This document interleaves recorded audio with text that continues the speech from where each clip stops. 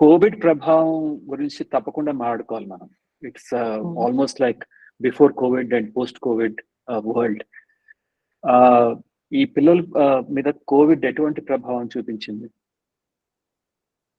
Covid ప్రభావం అసలు నాకు ఆ కోవిడ్ ఓపెన్ అయిపోయాక స్కూళ్ళు తెరుస్తున్నారో లేకపోతే ఆన్లైన్ క్లాసులు అన్నప్పుడు ఊపిరాడినంత పరిస్థితుల్లో ఉన్నాను అనమాట.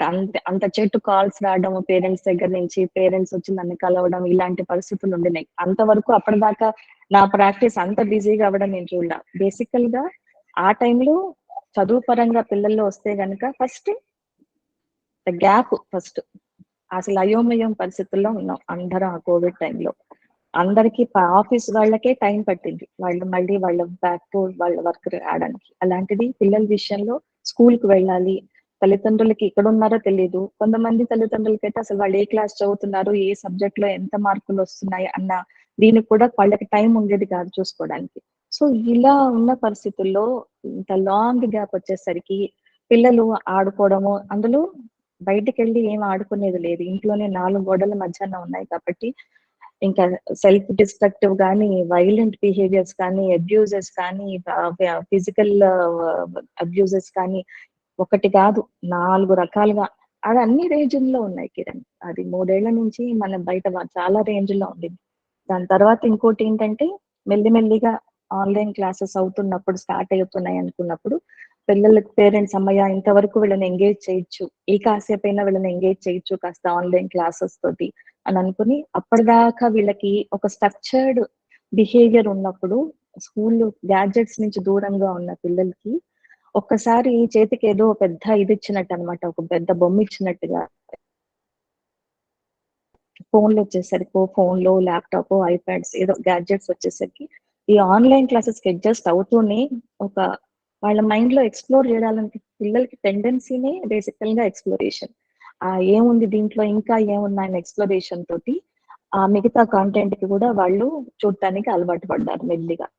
ఇంకా దాని తర్వాత గ్రాడ్యువల్ గా మీకు తెలిసిందే, నాకు తెలిసి ఇంతమంది చాలా మంది పేరెంట్స్ దీనికి నాకు ఏకీభవిస్తారనుకుంటాను. నా దగ్గరకు వచ్చిన కేసెస్ లో కూడా చెప్పడం, ఆన్లైన్ క్లాస్ ఉంటుందండి, పక్కన విండో ఉంటుంది కానీ దాని తర్వాత వాడి ఆటల్లో వాడు ఆడుతూ ఉంటారు. అండ్ స్కూల్ టైం మొత్తం పేరెంట్స్ పక్కన కూర్చోడానికి అవకాశం ఉండదు.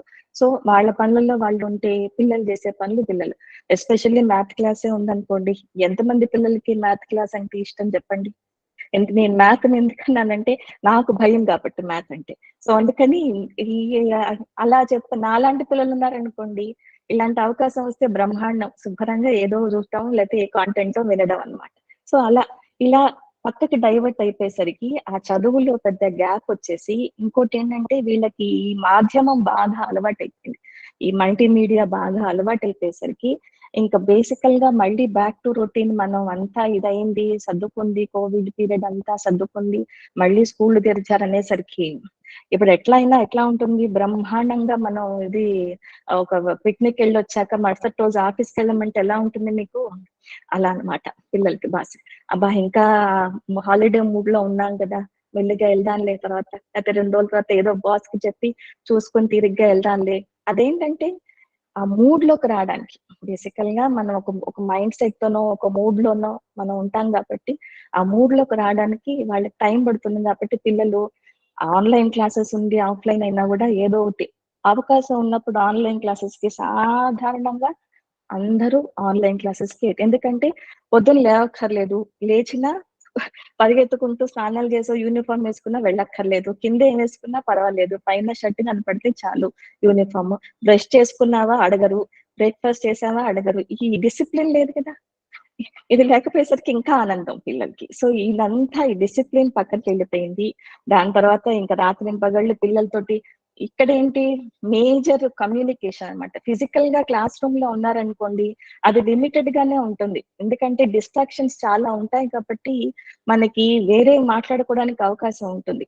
అదే ఈ మాధ్యమం అనుకోండి ఇదే ఉంటుంది కాబట్టి పక్కన చాట్ బాక్స్ లో ఒరే నేను ఈ గేమ్ ఆడాను, నాకు ఇన్ని పాయింట్స్ వచ్చాయి, నీకు తెలుసా ఈ గేమ్ గురించి అంటే యువతల వాళ్ళకి ఏంటి గేమింగ్ ఏదో అంటున్నాడు, అది అంటే ఏంటి అని ఎక్స్ప్లోరింగ్ తోటి ఒకటి, అమ్మో వాడికి అన్ని వచ్చాయి, అన్ని గెలిచామన్నాడు, అన్ని గేమ్స్, నేను ఒక్కటి కూడా గెలవలేదు, ఇవాళ ఎలా అయినా సరే నేను గేమ్ మీద ఎక్స్పర్టీస్ తెచ్చుకోవాలి, దీని మీద నాకు ప్రావీణ్యం కావాలి, రేపు కూడా నేను పెట్టాలి ఆ చాట్ లో అన్న ఒక ఇదన్నమాట. ఈ కాంపిటీషన్, ఆ చదువు పక్కకి వెళ్ళిపోతే ఈ కాంపిటీషన్ ఇది వచ్చేసరికి ఏమవుతుంది మెయిన్ గా మనం అప్పటిదాకా ఒక స్ట్రక్చర్డ్ వేలో మనం ఉన్నప్పుడు బ్రెయిన్ ని ఏం చేస్తున్నాం అంటే అతిగా ఆలోచింపజేసి కెమికల్స్, ఈ డోపమిన్ ఏదైతే ఉందో అతిగా సెక్రేట్ చేయడం తోటి ఏమవుతుందంటే అది మళ్ళీ స్కూల్ రొటీన్ కి వెళ్ళేసరికి అడ్జస్ట్ అవ్వక పిల్లల్లో ఫస్ట్ రెస్ట్లెస్నెస్, విపరీతమైన రెస్ట్లెస్నెస్, ఇరిటబిలిటీ, ఏదన్నా చిన్నది తల్లిదండ్రులు చెప్పారంటే దానికి ఇంత పెద్ద కోపం, తెస్తాలి, తింటాలి, నాకు అక్కర్లేదు, స్కూల్కి వెళ్ళకపోవడం ఇష్టం లేకపోవడం, చదువు అంటే చాలు వెళ్ళడం ఇష్టం ఉండకపోవడం, ఎందుకంటే ఇప్పటిదాకా ఈ ఎంజాయ్మెంట్లు అలవాటు అయిపోయాయి కాబట్టి. అదే మెల్లిమెల్లిగా స్టార్ట్ ఇప్పటికీ వస్తూ ఉంటారండి, కాకపోతే టైం పడుతుంది, కొంచెం పెద్ద పిల్లలకి కొంచెం టైం పడుతుంది. మేజర్ గా ఈ కోవిడ్ పీరియడ్ లో చాలా వరకు పిల్లలు డిసడ్వాంటేజ్ లోనైన వాళ్ళు ఎవరు అంటే గనక ప్రైమరీ, ప్రీ ప్రైమరీ పిల్లలండి.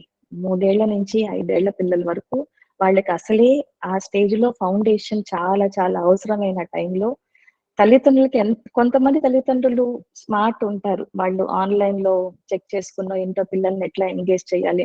ఇంకొకటి ఏంటంటే దురదృష్టకరమైన విషయం, తల్లిదండ్రులు ఇద్దరు ఉద్యోగస్తులు అనుకోండి, అప్పుడు వాళ్ళ ఇంట్లోంచి పని చేయాల్సి వచ్చినప్పుడు ఆ సమయంలో అది ఆఫీస్ పని చూసుకుంటారా, ఇటు పిల్లల్ని చూసుకుంటారా, కొన్ని అంతా అయిపోయాక కొన్ని పిల్లల సంగతి చూద్దాము అని అనుకునేసరికి వీళ్ళు నిద్రపోయే సమయం. సో ఆ గ్యాప్ బాగా పెరిగిపోయి ఆ ఫౌండేషన్ ఏదైతే కావాలో ఆ టైంలో అది తన సమయానికి వాళ్ళకి అందక స్కూల్ తెరవంగానే 5 ఏళ్ళు వస్తాయి. అప్పుడు 5 ఏళ్ళు ఏజ్ ప్రకారంగా పిల్లల్ని స్కూల్లో చేరిస్తే వాళ్ళు ఏ ఫస్ట్ క్లాస్ కో వెళ్తారు, బట్ ఫౌండేషన్ ఏం లేదు. క్లాస్ లోకి వెళ్ళంగానే రకరకాల ప్రవర్తనలు, విపరీతంగా ఏడుపులు, లేకపోతే ఒక్కొక్కళ్ళని తోసుకోవడం, పిల్లల్ని తోసుకోవడం, అయితే సరిగా తిండి తినకపోవడం, ఇలా రకరకాల బిహేవియర్స్. దాంతో ఏంటంటే స్కూల్ కూడా మేనేజ్మెంట్ వాళ్ళు ఇదేంటి కొత్త రకంగా బిహేవ్ చేస్తున్నారు పిల్లలు అని ఫస్ట్ మీరు వెళ్ళి ఆ సైకాలజిస్ట్ దగ్గరని కలిసి ఒకసారి వాళ్ళ అభిప్రాయం తీసుకురండి, మాకు అప్పటిదాకా మీ అబ్బాయి, నా దగ్గరికి ఇలాంటి కేసులు చాలా వచ్చాయి, అసలు స్కూల్ పంపించొద్దన్నారండి, మాకు రిపోర్ట్ ఇస్తే గానీ రిపోర్ట్ తీసుకునే స్కూల్ కి రమ్మన్నారు అని చెప్పిన కేసులు అన్నమాట. సో ఇది బేసికల్ గా ఇట్లా అవుతూ ఉండింది ఆ టైంలో. ఇది కిరణ్ చాలా పిల్లల్లో కాగ్నేటివ్ గా ఏంటంటే ఇబ్బందికర విషయాలు. అండ్ మన ఆ టైంలో అదో రకమైన పిల్లలకి మన ఫోర్స్డ్ గా ఇవ్వడం తోటి కూడా చాలా చాలా అవాంతరాలు చాలా అయ్యాయి తర్వాత పిల్లల్లో. అండ్ ఇప్పటికీ టైం పడుతుంది, ఇంకా ముందు కూడా కొంచెం టైం పడుతుంది మళ్ళీ సాధారణ స్థితికి రావడానికి.